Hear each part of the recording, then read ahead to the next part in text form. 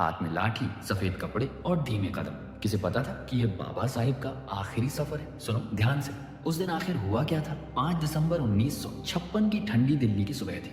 बाबा साहेब उस दिन थोड़ा देर से जागे। चेहरे पर थकान, मन में बेचैनी थी। रत्तू उनसे अनुमति लेकर ऑफिस चले गए और घर में सिर्फ माई साहेब और डॉक्टर मावलंकर थे। दोपहर में दोनों कुछ सामान लेने बाजार चले गए और बाबा साहेब अकेले रह गए। वही अकेलापन जो उन्हें भीतर से चुभता था, पर वो कभी जाहिर नहीं होने देते थे। शाम 6 बजे जब रत्तू वापस लौटे, उन्होंने देखा कि बाबा साहेब की आंखों में एक अजीब सी उदासी और इंतजार की परत जमी है। जब माई साहेब थोड़ी देर से लौटी तो बाबा साहेब का मन भर आया। उनकी भावनाएं बाहर आ गई। कुछ सख्त शब्द निकल पड़े। ये गुस्सा नहीं था, ये उस महान व्यक्ति का दर्द था जो पूरी जिंदगी दूसरों के लिए लड़ता रहा, लेकिन अपनी थकान किसी से साझा नहीं कर पाता था। माई साहब ने कुछ नहीं कहा। उन्होंने बस रत्तू से धीरे से कहा कि वे कृपया बाबा साहेब को शांत कराने की कोशिश करें। रत्तू ने बाबा साहेब का हाथ थामा और उन्हें सहारा दिया, जैसे कोई बुझती हुई रोशनी को फिर से संभाल ले। कुछ देर बाद बाबा साहेब शांत तो हुए, लेकिन उनकी आंखों में उतरता हुआ सन्नाटा और थकान दिन ढलने के साथ और गहरा होता जा रहा था।